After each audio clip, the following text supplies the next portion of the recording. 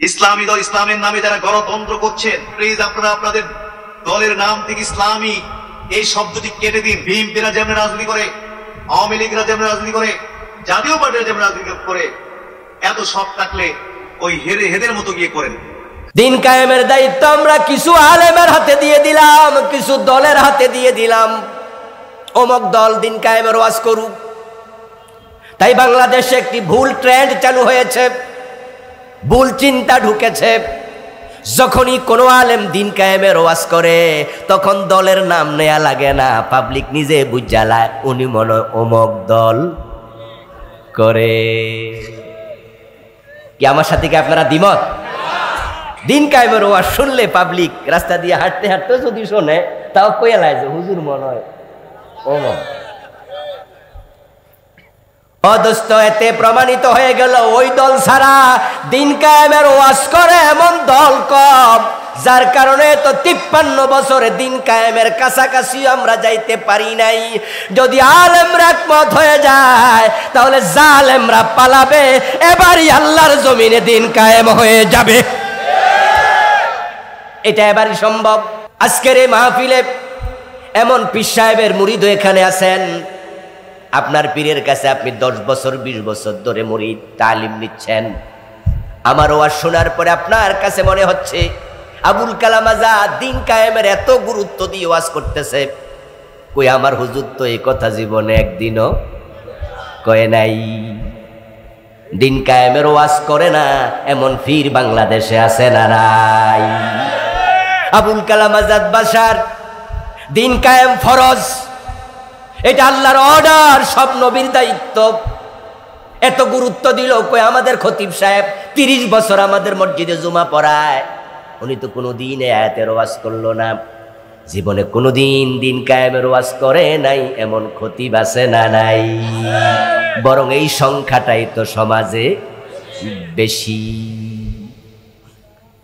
আমি পীর, আমি ভেবে দেখি এমন ওয়াজ যদি করি যে ওয়াজ করলে পিরালি কমে যাবে, যে ওয়াজ করলে খতিবি ছুটে যাবে, যে ওয়াজ করলে মাহফিলে 144 জারি হয়ে যাবে, ওই ওয়াজ আপাতত দরকার নাই। এমন ওয়াজ করব যেন সরকারি দলের লোকেদের গায়ে না লাগে। এমন ওয়াজ করব যেটা শুনে মুসল্লি সব দলের খুশি। যা এই জন্য দেখা যায় অনেক আলেমের মাহফিলে গেলে জিকির আজকার নামাজ রোজা হজ যাকাত তাসবিহ তাহলিল পর্দা হালাল হারাম এই সাবজেক্টের বাহিরে কোনো ওয়াজই নাই। যেই কথাগুলো আমি এইমাত্র বললাম, নামাজ রোজা হজ যাকাত তাসবিহ তাহলিল জিকির আজকার পর্দা হালাল হারাম, প্রত্যেকটাই কোরআনে আছে, কিন্তু চোর ধরে হাত কাটতে হবে সেটা কোরআনে নাই। এই ওয়াজ কি সব হুজুর করছে? ও দোস্ত, নামাজের ওয়াজ পাইলেন, রোজার ওয়াজ আপনি কোরআনে পাইলেন। ইনিল হুকমু ইল্লা লিল্লাহ আলা লাহুল খালকু ওয়াল আমর, এই আয়াত বুঝি কোরআনে আপনি পান নাই? ইনিল হুকমু ইল্লা লিল্লাহ, আমার আল্লাহ কোরআনে বলতেছে আল্লাহ ছাড়া কারো আইন চলবে না। আলা লাহুল খালকু ওয়াল আমরু, সাবধান, সৃষ্টি যার, আইন চলবে শুধুই তার। আপনার মসজিদের খতিব, আপনার পীর, আপনার বুজুর্গ, আপনার নেতা, আপনি আলেম, এই যে নামাজের ওয়াজ রোজার ওয়াজ করলেন, ওই ওয়াজ আপনি কার জন্য রাখলেন? আকিমুস সালাম, নামাজ কায়েম করো, এই ওয়াজ করে নাই এমন হুজুর বাংলাদেশ একজনও নাই। কিন্তু আকিমুদ্দিন, দিন কায়েম করো, এই আয়াতটা কোরআনে আছে না নাই? দিন কায়েমের ওয়াজ কত হুজুরি করে নাই। আকিমুস সালার মতো আকিমুদ্দিনের ওয়াজ যদি সমান্তরাল চলতো তাহলে এই দেশে কত আগে দিন কায়েম হতো। আমি তো মনে করি এই দেশের শুধু নামাজি মানুষগুলো যদি কোরআনের আইনের পক্ষে এসে যায়, কোরআন কায়েম করতে 6 মাসও লাগবে না। এবং শুধু নামাজিরা কোরআনের আইনের পক্ষে আসলে কোরআনের আইন ঠেকানোর ক্ষমতা কোনো জালেমের থাকবেই না।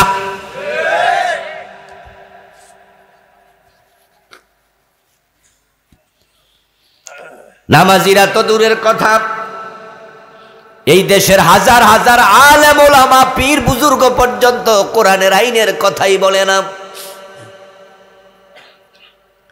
বরং উল্টা কথা বলছে এমন পীর এমন বুজুর্গ আছে। আমি এমন ওয়াজও শুনেছি, গর্ব ভরে বলতেছে, হুজুরে আমরা দুনিয়ার ক্ষমতা চাই না, দুনিয়ার গদি চাই না, আমরা আখিরাতের জান্নাতের চেয়ার চাই। পাবলিক কয় জি। এই যে আসল বুজুর্গ পাইছি, যে হুজুর দুনিয়ার গদি চাই না, এর মানে ক্ষমতার কোনো লোভে নাই, নির্লোভ মানুষ। তো আমরা সব হুজুররা যদি এই কথাকে তাকওয়া মনে করি, তাহলে দেশের চেয়ার গুলার মাঝে গোশকর সুদকর বাটপা সিটার বসে যাবে, এবং সেটাই তো হয়েছে। যে আমরা দুনিয়ার লোভ নাই, দুনিয়ার গদি দরকার নাই, তো গদির মাঝে গদি তো খালি থাকবে না, অন্যরা তো বসবেই। আপনি যে এটাকে তাকওয়া মনে করলেন, আল্লাহ তাআলা রাসূল মুহাম্মদ সাল্লাল্লাহু আলাইহি ওয়াসাল্লাম দুনিয়ার সবচেয়ে বড় মুত্তাকি, এবং উনি বলছেন খুযু আন্নী মানাসিকাকুম, তোমরা তোমাদের ইসলাম তোমাদের দিন আমি নবী মুহাম্মদ থেকে গ্রহণ করো। আমি যা করি তোমরা তা করো, আমি যা বলি তোমরা তা বলো। আমি তোমাদের জন্য মডেল, আমি আদর্শ। আমার রব কোরআনে বলছে লাকাদ কানা লাকুম ফি রাসূলিল্লাহি উসওয়াতুন হাসানাহ। তো যেই নবী মডেল, যিনি আদর্শ, তিনি কোরআন মাজিদে পাওয়া যায়। আল্লাহর কাছে এ গদির জন্য দোয়া করছে, যে গদি হুজুরকে আমরা চাই না, ওই গদির জন্য রাসূল দোয়া করে বলে ওয়াজআল্লি মিল্লাদুনকা সুলতানান নাসীরা। আলেম ওলামারা একটু কথা বলিয়েন, এই আয়াত কোরআনে আছে কিনা? আছে। বাংলা অর্থ কি? বাংলা অর্থ কি? হুজুর মুত্তাকি হইছে কোরআনের উল্টা কথা কইয়া, ওনার শ্রোতারাও কইছে জি। কি বুঝা জি কইছে আল্লাহই জানে। এই দেশে তো জি কোয়ার লোকের অভাব নাই। আমি দেখলাম যে এক বক্তা একবারে 180 ডিগ্রি টেম্পারেচারে খেপা বলতেছে 1971 সনে বাংলা ভাষার জন্য 30 লক্ষ লোক প্রাণ দিয়েছে। পাবলিক কয় জি। আচ্ছা, 71 সনে বাংলা ভাষার জন্য প্রাণ দিছিল না স্বাধীনতার জন্য? তো বাংলা ভাষা কি 71 না 52-তে? আর ভাষার জন্য কি 30 লাখে প্রাণ দিছিল? মরল 5-6 জন। কিন্তু পাবলিক কয় জি। হুজুর যত জোরে কইছে এরা আরো জোরে। কোন ডাজে জি? কোন আগা মাথা নেই। কয়দিন আগে এক বক্তা মাহফিলের মাঝে পাবলিকের জি টেস্ট করার জন্য আলোচনার মাঝখানে এক জোরে ঝাঁঝালো আওয়াজ দিয়ে বলতেছে, এখন বাজতেছে দিনের 10টা, কতক্ষণ পরে রাত আসবে। ঠিক? পাবলিক কয় ঠিক। কয় কি রে, এখন দিনের 10টা বাজে? এরপরে কয় না। কত ঠিক যে কইলেন? কইছি, ঠেলাস ছোড়ে কইলেন।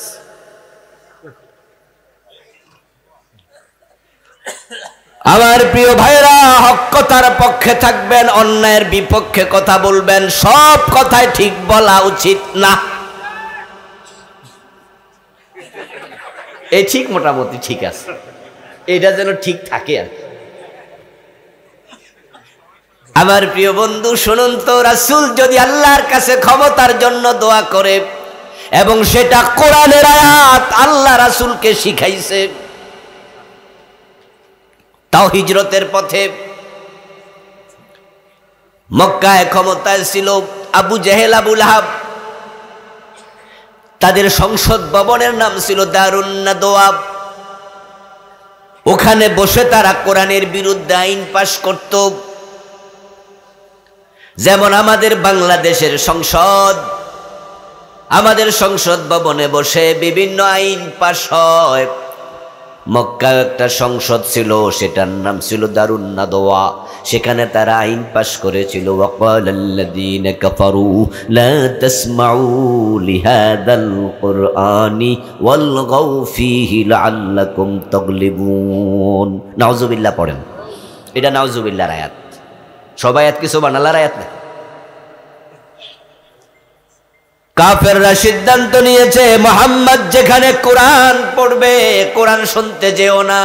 নাউযুবিল্লাহ পড়েন, লা তাসমাউ লিহাযাল কুরআন, এ কোরআন শোনা যাবে না।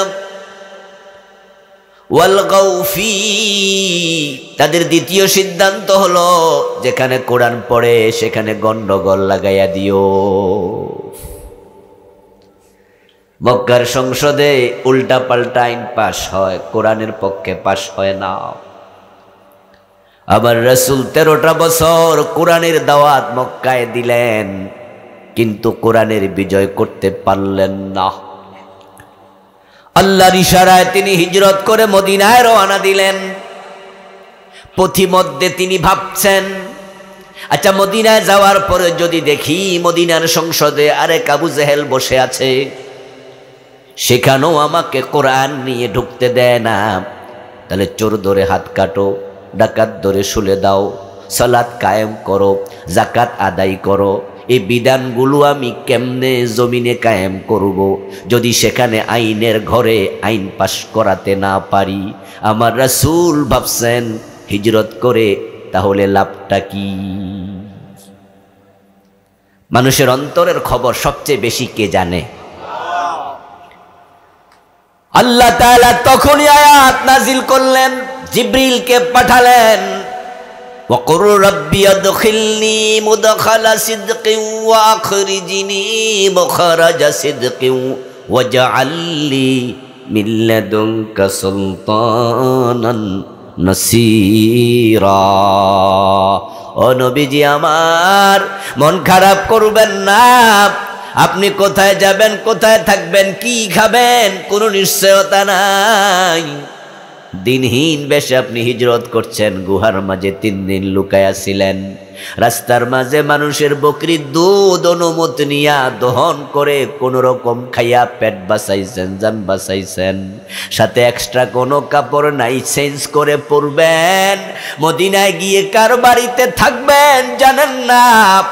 মন খারাপ করার কিছু নাই, আপনি আমার কাছে দোয়া করুন। আল্লাহ দোয়া কবুল করে পথের কাঙ্গালকে প্রেসিডেন্ট বানানোর ক্ষমতা আল্লাহর আছে না নাই?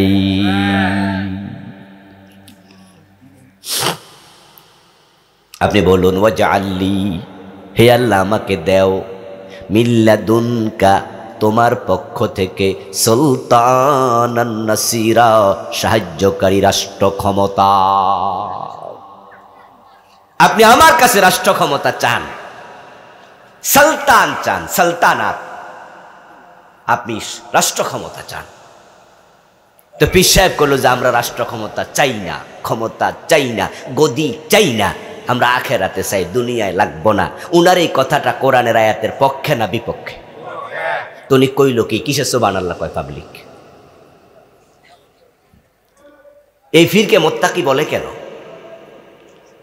বরং রাসূলুল্লাহ সাল্লাল্লাহু আলাইহি ওয়াসাল্লাম আল্লাহর কাছে ক্ষমতা চাইলেন। এই জাতীয় আয়াত গোপনকারী, কোরআনের অর্ধেক প্রচারকারী, অর্ধেক গোপনকারী পীর আলেম বুজুর্গদের ওয়াজ শুনতে শুনতে এই জাতির মাথার ভিতরেও ঢুকছে আলেমদের ক্ষমতা দরকার নাই। তাই বড় মসজিদের খতিব যদি ঘোষণা করে আপনাদের পাকন্দিয়া যে আগামী বছর মেয়র নির্বাচন আমি করব, এলাকার চেয়ারম্যান নির্বাচন আমি করব, দেখবেন মুসল্লিদের মাঝে মিশ্র প্রতিক্রিয়া তৈরি হবে।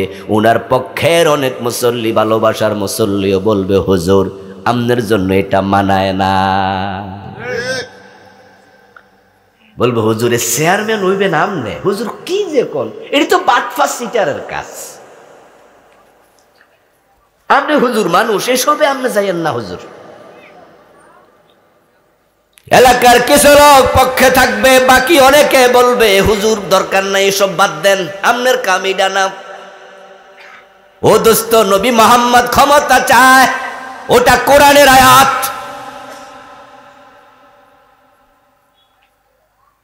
আমাদের দেশের ওই ফির, ওই বুজুর্গরা ক্ষমতা কেন চায় না? কারণটা কি? কারণ তারা হিসাব করে দেখেছে, যদি ক্ষমতা আরো ওয়াজ করেন, ক্ষমতা চান, তাহলে যারা বর্তমানে ক্ষমতা আছে তারা চুমু খাবে না বিরোধিতা করবে? তাহলে আগের মতো আর ফিরালি করে হাদিয়া জুটবে না, একদল বিরোধী হয়ে যাবে। আলেম ওলামারা যখন ক্ষমতা চাইবে, বিরোধী হবে কি সাধারণ মানুষ না নেতা টাইপের মানুষ? তো নেতা বিরোধী হইলে কি ইমামতি থাকবো? ও দোস্ত, দেখা যাবে সমাজের যারা নেতা তারা তোমার বিরুদ্ধে চলে যাবে, এবং আল্লাহর কোরআনের আইন বাস্তবায়নের জন্য রাসূল ক্ষমতা চেয়েছে, ব্যক্তিগত কারণে না। এখন কোরআনের আইন বাস্তবায়নের জন্য রাসূল যদি ক্ষমতা চায়, সেই ক্ষমতা আজকের বাংলাদেশও দরকার আছে না নাই? না হলে চোর ধরে হাত কাটার আইনটা আপনি কি ফাঁকুন দিয়া বানাইতে পারবেন বইয়া? আজকের মাহফিলে পারমু? আজকের মাহফিলে লোক কি 300 আছে না আরো বেশি? এখানে যদি 300 কত বেশি, সবাই মিলে আমি বলি আগামীকাল থেকে বাংলাদেশে চোর ধরে হাত কাটা হবে, সবাই হ্যাঁ বলুন। আপনারা সবাই হ্যাঁ বললেন, কাল থেকে আইন হয়ে যাবে। কিন্তু সংসদে যদি 151 জন হ্যাঁ বলে, তাহলে তো আইন হয়ে যায়।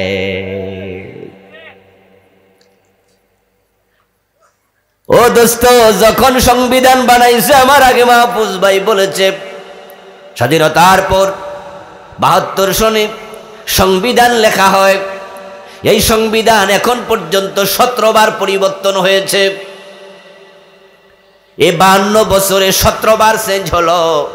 সরকার আসে, এসে যখন দেখে সংবিধানের এই আইনটা তার পক্ষে না, কে বলে এটা আমরা চেঞ্জ করবো, আপনারা হ্যাঁ বলিয়েন। তারা হ্যাঁ বললে চেঞ্জ হয়ে যায়। এখন যদি 151 জন কোরআনওয়ালা সংসদে পাঠানো যায়, তারা হ্যাঁ বললে নামাজের আজান হলে দোকান বন্ধের আইন চালু হয়ে যাবে।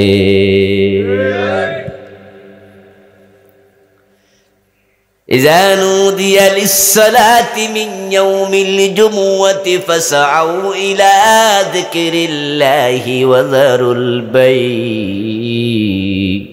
আজান যখন হবে তখনই দোকান পাট বন্ধ করো। অর্ডারটা কার? বাংলাদেশে বন্ধ হয়তো? আল্লাহর অর্ডার মানেন না কেন? কিছু মানেন, বাকিটা কই? আমার রাসূল তো ওহী গোপন করে নাই, সব প্রচার করছে। আপনার খবর কি? আল্লাহর হাবিব বলেন, আজানের পরে মাঝে মাঝে আমার মনে চায় আমি কোনো একজনকে ইমামতির জায়গায় দাঁড় করাইয়া দেই, তারপরে কয়েকজন যুবককে সাথে নিয়া মহল্লায় বের হই, যারা মসজিদে আসে নাই তাদের ঘর বাড়িতে আগুন দিয়া জ্বালাইয়া দেই। আজান হলে দোকান কেন চলবে? ব্যবসা কেন চলবে? অফিস কেন চলবে? এই দোকান, ব্যবসা, বাণিজ্য, অফিস, আদালতের চেয়ে নামাজের গুরুত্ব কম না বেশি? তো নামাজে কেন যাও না? ইমাম শাফি, মালিক, আহমদ, ইমাম আবু হানিফা রাহিমাহুমুল্লাহ, সাইর ইমাম ইত্তেফাক, একমত, কোন বালেক যদি নামাজ না পড়ে তাকে জেলে দিতেই হবে। ইমাম শাফি রাহিমাহুল্লাহ বলেছেন, জেলে দেওয়ার আগে তাকে কিছু বেত্রাঘাত করতে হবে। নামাজে মনোযোগী হওয়ার আগ পর্যন্ত জেলে রাখো। জেলের মাঝে নামাজের ব্যাপারে প্রশিক্ষণ দেও। নামাজের ব্যাপারে যত্নবান হলে ছেড়ে দাও, পর্যবেক্ষণে রাখো। যদি বাহিরে এসে আবার গাফলতি করে, আবার জেলে দাও। দোকান বন্ধ করবে না, লাইসেন্স বাতিল করে দাও। আলাদা পুলিশ থাকবে যারা আজানের পর টহল দেবে বাজারে। ক্রেতা বিক্রেতা সবাই দোকান থেকে মসজিদমুখী হবে। এই আইন যদি সংসদে পাস হয় আর বাজারে গেলে দেখবেন দোকান বন্ধ, সবাই মসজিদে যাচ্ছে পঙ্গপালের মতো দৌড়াইয়াও। এক এক মসজিদে মুসল্লির জায়গা দেয়া যাবে না, 3 বার 5 বার জমাত হওয়া লাগবে। সব মানুষ নামাজি হোক, এটা কি আপনারা চান? আসলে চান? চান? এইটা তো হয় নাই তো। 53 বছরও তো ওয়াজ তো হয়েছে নামাজের পক্ষে। তাবলীগের ভাইয়েরা নামাজি বানানোর জন্য কত পরিশ্রম করলো, গাছ করতে করতে এক একজনে কত সিল্লা দিয়ে দিল। পীর সাহেব হুজুরদের নামাজ পড়ো ওয়াজ তো অনেক হলো।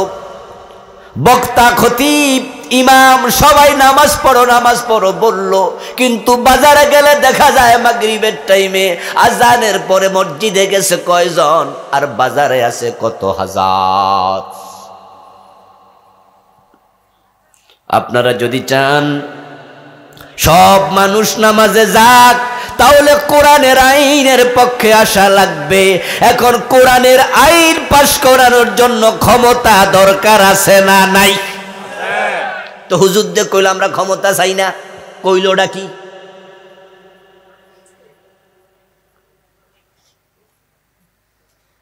কোন কোন হুজুর আছে যারা এমন ওয়াজ করে যেগুলা শুইনা শ্রোতারা কনফিউজ হয়, না বুঝা তো জি জিন্দাবাদ কয়। আমি একটু সজাগ করি, আমি স্রোতের উল্টা চলে অভ্যস্ত। এ জাতীয় কথাবার্তার কারণে তো অনেক দিন ফাকুন দিয়া কটিয়া দি মাহফিল করতে পারি নাই। 4-5 বছরও তো পারি নাই, না ওয়াজ করতে দেয় নাই। তাই বলে কি কোনো সমঝোতা করছি নাকি যে না এবার মিডা ওয়াজ করবো, আসল কথা আর কমু না? জি না, সারা বাংলাদেশে বন্ধ করে দিল, মাহফিল বন্ধ হোক, হক কথা বলা বন্ধ করা যাবে না। কারণ যারা হক বলে না তারা বোবা শয়তান। সাকিতু আনিল হক্কি শয়তানুল আখরাস।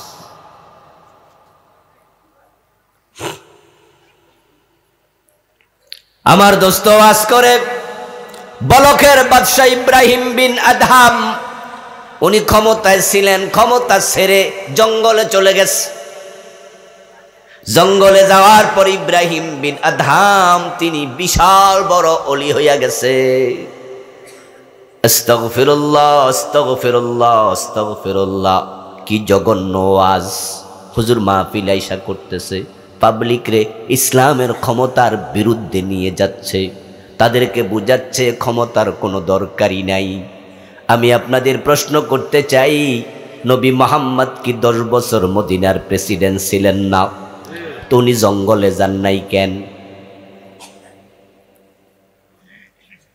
ক্ষমতা ছাইরা দিয়া যদি জঙ্গলে চলে যাওয়া তাকওয়া হতো, নবী মুহাম্মদ জঙ্গলে কেন গেলেন না? তিনি উল্টা আরো ক্ষমতার জন্য দোয়া করে কেন? আল্লাহর হাবিবের পরে খলিফা হলো কে? বলেন না শিক্ষিত ভাইয়েরা? আবু বকর কি জঙ্গলে গেছিল ক্ষমতা ছেড়ে দিয়া?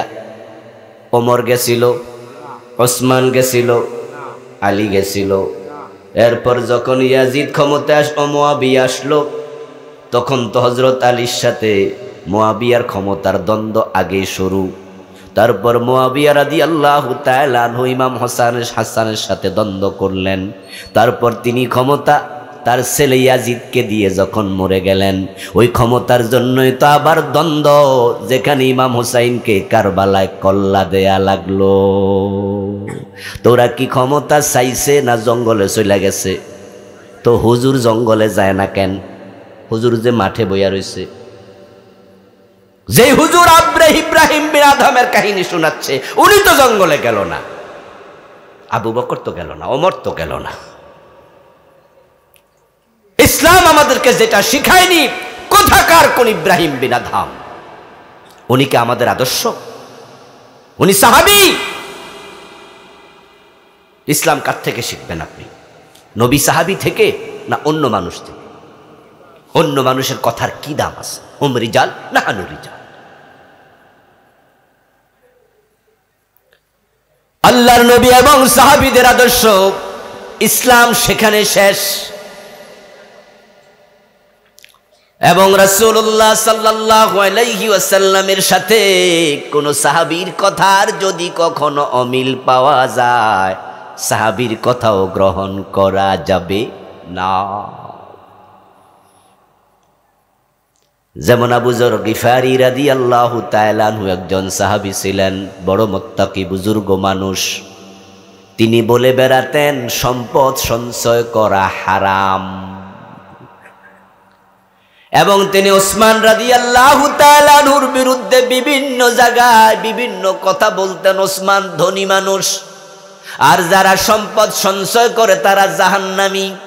উনি দলিল দিতেন কোরআনের আয়াত, আল্লাযীনা ইয়াকনিজুনা আয-যাহাবা ওয়াল ফিদ্দাতা ওয়া লা ইউনফিকুনাহা ফি সাবিলিল্লাহি ফাবাশশিরহুম বিআযাবিন আলীম। আল্লাহ তাআলা বলছেন, যারা স্বর্ণ রৌপ্য টাকা পয়সা জমায়া রাখে, আল্লাহর পথে খরচ করে না, তাদেরকে জাহান্নামের আগুনের দুঃসংবাদ দেও। আবু যর গিফারি বলতেন, এই আয়াত দ্বারা প্রমাণ হয় টাকা পয়সা জমানো জায়েজ নাই। তাহলে তো ওসমান অন্যায় করছে না? এই কথা কইতে হইব, ফেসে ফইরা চুপ থাকুন যাইব না। হ্যাঁ নে কইতে হইব, যেটা ঠিক আমিও বলবো ঠিক, বেঠিক হইলে আমি বলবো যে আপনাদের কথা ঠিক নয়। কিন্তু কথা বুঝতে হলে হ্যাঁ না বলেন। ওসমান কি ভুল করছে? আবু যর গিফারি যে কইল সম্পদ সঞ্চয় করা হারাম, এই মাসলার কি হবে? উনার ফতুয়ার কি হবে? আবু বকর, ওমর, ওসমান, আলী সহ সব সাহাবীর ফতুয়া একরকম, আবু যর গিফারিরটা ভিন্ন রকম, উল্টা। আচ্ছা বলুন তো, যদি সম্পদ সঞ্চয় করা হারাম হয় তাহলে যাকাত ফরজ হবে কেমনে? যাকাত ফরজ হওয়ার জন্য তো মাল 1 বছর থাকা লাগে। কি জানেন তো এই মাসলা? যাকাত ফরজ হওয়ার জন্য আপনার সম্পদ 1 বছর জমা থাকা লাগে। তো সম্পদ জমা করাই তো হারাম, তো 1 বছর থাকবো কেমনে? আর যদি না থাকে যাকাত হবে। এই জন্য আবু যর গিফারি রাদিয়াল্লাহু তাআলা আনহুর পার্সোনাল মতামত, এটা কোনো আলেম নেয় না, এটা বাতিল। উনার চিন্তায় ভুল ছিল, এটা ব্যক্তিগত চিন্তা। যদি একজন সাহাবীরও ভুল কথা গ্রহণ না হয়, কোরআন হাদিসের উল্টা হয়ে যায়, এটা বাতিল হয়। তাহলে ইব্রাহিম বিন আদম, তার ওয়াজতে আপনারা করতেছেন মাঠে ময়দানে, উনি ক্ষমতা রাইখা জঙ্গলে চলে গেছে। আবু বকর, ওমর, ওসমান, আলী, নবী মুহাম্মদ সাল্লাল্লাহু আলাইহি ওয়াসাল্লাম, কোরআন এবং হাদিস, তারা জঙ্গলে যাওয়ার কোনো অনুমতি দেন নাই। ইসলামে কোনো বৈরাগ্যবাদ নাই। আল্লাহর হাবিবের ইসলাম হলো কোরআনে যা আছে তিনি সব প্রচার করতেন। এখন আমরা যারা আলেম ওলামা ইসলাম ওয়ালা, কোরআনের সবটা ধরবেন না, অর্ধেক। শুনুন দোস্ত, যদি কোরআনের কিছু মানেন কিছু না মানেন, ওই যে কিছু মানেন তার কোনো মূল্য নেই। ইসলাম এমন এক ধর্ম, এখানে অর্ধেক ঢুকার কোনো সুযোগই নাই। আল্লাহ তাআলার বক্তব্য হলো দুখুলু ফিস সিলমি কাফা, ইসলামে যারা ঢুকবা পূর্ণ ঢোক। আরে অর্ধেক জিনিস তো দুনিয়াতে দাম নাই, অনেক কিছু আছে অর্ধেক ফেলে দেয় মানুষ। আমরা যে টাকাগুলো খরচ করি, বাংলাদেশে যে নোট আছে, সবচেয়ে বড় নোটের দাম কত? মূল্য কত? মূল্যমান 1000 টাকা। মাঝখানে ছিললে এটার দাম কত? হ্যাঁ, 500, 300, কত? ফজরের নামাজ ফরজ কয় রাকাত? 1 রাকাত পড়লেন সূরা ইয়াসিন দিয়ে, আর 1 রাকাত না পড়ে বাড়ি চলে গেলেন সালাম ফিরাইয়া, সওয়াব হবে অর্ধেক। কত? কত? কেন অর্ধেক না পড়ছেন? দাম নাই। আফাতুমিনুনা বিবাদিল কিতাবি ওয়া তাকফুরুনা বিবাদিন ফামা জাযাব। সুবহানাল্লাহ পড়ে। কোরআনের কিছু মানবা কিছু মানবা না, ফামা জাযা, তোমার কোনো প্রতিদান নাই। কে বলছে? দেখছেন না আল্লাহ কি করে, কিছু মানবা কিছু মানবা না, ফামা জাযা। এরপরে কইছে আছে তবে মাইর আর মাই। ইল্লা খিজিয়ুন ফিল হায়াতিদ দুনিয়া ওয়া ইউরাদ্দুনা ইয়াওমাল কিয়ামাতি ইলা শাদ্দিল আযাব। জাযা নাই, প্রতিদান নাই, প্রতিদান হলো কঠিন জাহান্নামে ফেলে দেব। আসলে তো আপনি বাজারে রওনা দিছেন, মাগরিবের পরে আপনার বউ আপনারে বলল, এই একটা মোমবাতি কিনে আনেন তো বাজারতে। হঠাৎ রাতের বেলায় বিদ্যুৎ চলে যায়, ঘরে কেরোসিনও নাই, তাহলে তো ভাত খামু কেমনে? একটা মোমবাতি কিনতে 10 টাকার মতো লাগবে, কিন্তু মানিব্যাগে হাত দিয়া, ড্রয়ারে হাত দিয়া দেখেন 1000 টাকার একটা নোট আছে, আর কোনো টাকাই নাই। মনে মনে ভাবলেন, যদি 1000 টাকার নোট নিয়ে বাজারে যায়, আমি বুড়া মানুষ, যদি হারায়া যায়, যদি পকেট মাইন নিয়ে যায়, তাহলে তো 1000 টাকা লস, খরচ তো মাত্র 10 টাকা। কি করি কি করি কি করি? মাথায় আসলো বাকিতে চাইলে দোকানদার যদি না যায় আরেক বিপদ। এখন এবার বুদ্ধি কইরা মাঝখানে সিরা লাইলেন, তারপরে অর্ধেকটা ডয়ারে রাইখা তালা মাইরা মনে মনে ভাবেন, যদি এ অর্ধেক হারাইয়াও যায় 500 তো বাঁচলো। এই অর্ধেক নিয়ে বাজারে গেলেন, দোকানদারকে দিলেন, 10 টাকার মোমবাতি দাও, 490 ফিরায় দাও। দিব। ফামা জাযা, ওই আয়াত মিলান সূরা আল আনকাবুতে আল্লাহ তাআলা 45 নম্বর আয়াতে প্রিয় নবীজি মুহাম্মদ সাল্লাল্লাহু আলাইহি ওয়াসাল্লামকে লক্ষ্য করে বলছেন, উতলু মা উহিয়া ইলাইকা মিনাল কিতাব।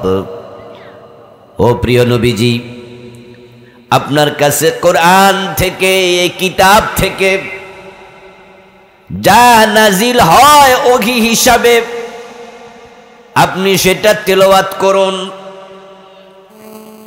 সেটা মানুষকে পড়ে শোনান, সেটা মানুষের কাছে প্রচার করুন। রাসূলুল্লাহ সাল্লাল্লাহু আলাইহি ওয়াসাল্লাম আদিষ্ট হলেন, ওহী যা আসছে তিনি সেটা যেন মানুষের কাছে পৌঁছিয়ে দেন। রাসূল তো চলে গেলেন, কিয়ামত পর্যন্ত কোন নবী এবং রাসূল আসার কোনো সম্ভাবনা আছে নাকি? এখন এই ওহীর বাণী মানুষের কাছে পৌঁছিয়ে দেওয়ার দায়িত্ব আলেম ওলামাদের আছে না নাই? আলেম ওলামারা মানুষের কাছে আল্লাহর ওহীর বাণী পৌঁছাবে।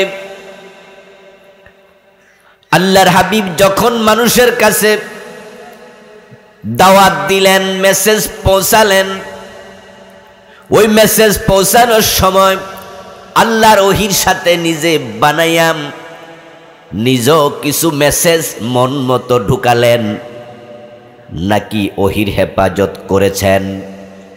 কি মনে হয়?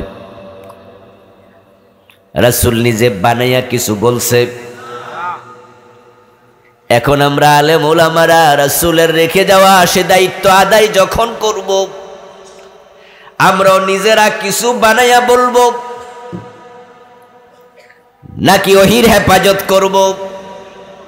কাজটা কি?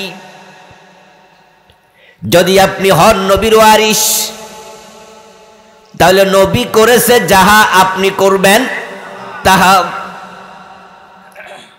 নবী মুহাম্মদ সাল্লাল্লাহু আলাইহি ওয়াসাল্লামের ব্যাপারে আল্লাহ তাআলার বক্তব্য হলো, মা ইয়ানতিকু আনিল হাওয়া ইন হুয়া ইল্লা ওয়াহয়ুন ইউহা।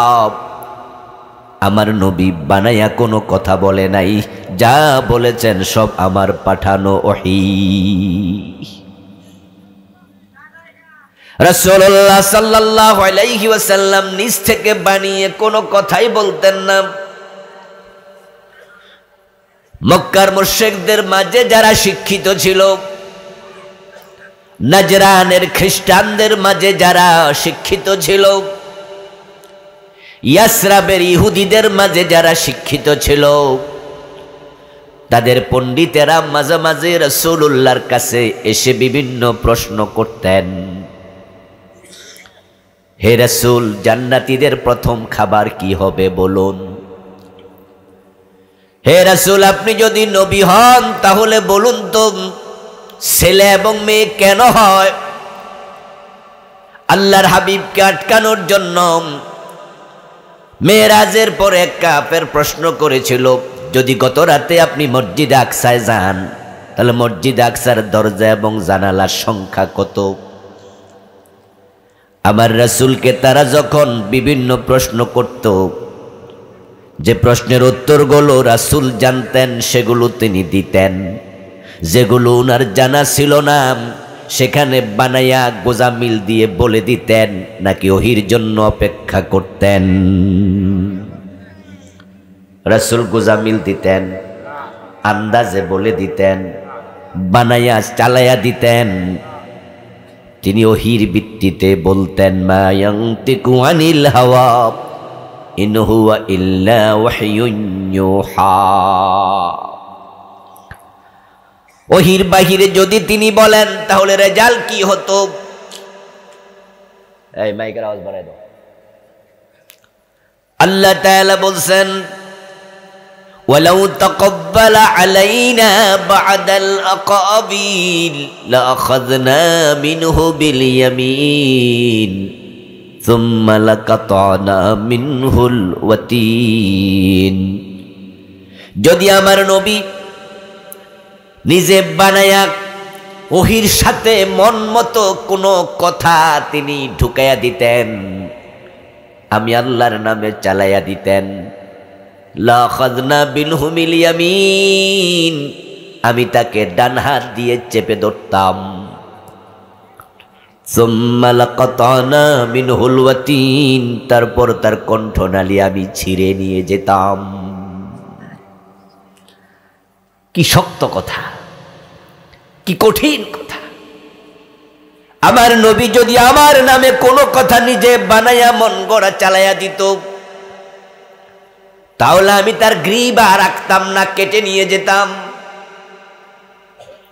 রাসূলুল্লাহ সাল্লাল্লাহু আলাইহি ওয়াসাল্লাম যখন ইন্তেকাল করেন, উনার দেহের সাথে কণ্ঠনালী কি ছেঁড়া ছিল নাকি কাটা ছিল নাকি? কণ্ঠনালী কাটা না থাকা প্রমাণ করে আমার আল্লাহ কণ্ঠনালী কেটে নেন নাই। কেটে না নেয়াই প্রমাণ করে রাসূল বানাইয়া কোনো কথাও বলেন নাই। এখন আমরা হুজুররা দ্বীনের প্রচার করি, ওহির প্রচার করি, রাসূল যেটা করছে আমরা সেটাই করব। করতে গিয়ে আমরা কি করি? আমরা কিছু কিছু নিজেরা বাড়াইয়া বলি, আবার পরিবেশ খারাপ দেখলে কিছু গোপন করি।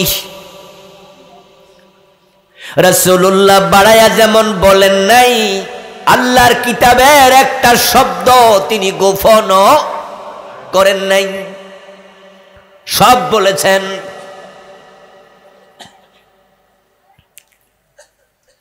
আমি খতিব, আমি বক্তা, আমি মসজিদের ইমাম, আমি মাদ্রাসার উস্তাদ, আমি নবীর ওয়ারিস,